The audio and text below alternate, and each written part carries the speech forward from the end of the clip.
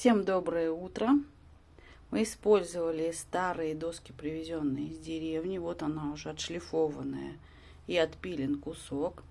Надставили икону Святого Николая Чудотворца. Вот сейчас она у нас склеивается.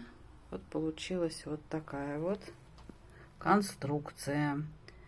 Лежит также, сделано уже паволокой на ней левказ, который будет накладываться на вот этот вот кусок доски. Подписывайтесь на наш канал и следите за нашими новостями и продолжением работы.